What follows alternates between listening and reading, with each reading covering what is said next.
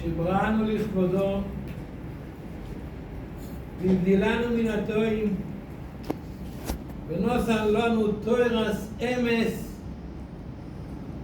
וחיי עולם נטע בתוכנו.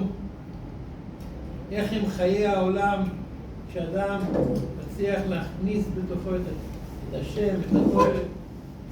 הוא יפתח ליבנו בתורתו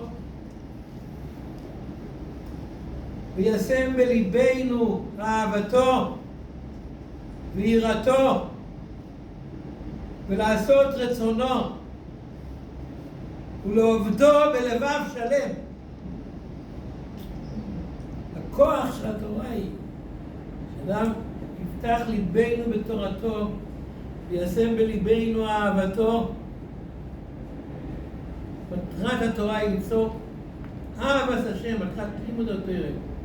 וכיצדו יבוא, והיו הדברים האלה אשר נוחים מצווך היום על לבביך. אני מברך את אבי שיתקיימו בו, שיתקיים בו.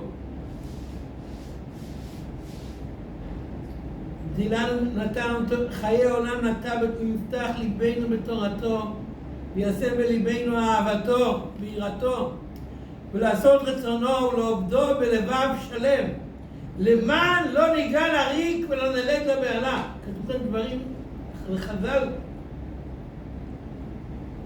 יצרו את הברכה. למען לא ניגע לריק ולא נלד לבהלה. אדם שלא מגיע לזה, אז נקרא שהוא יגע לריק והוא נולד לבהלה.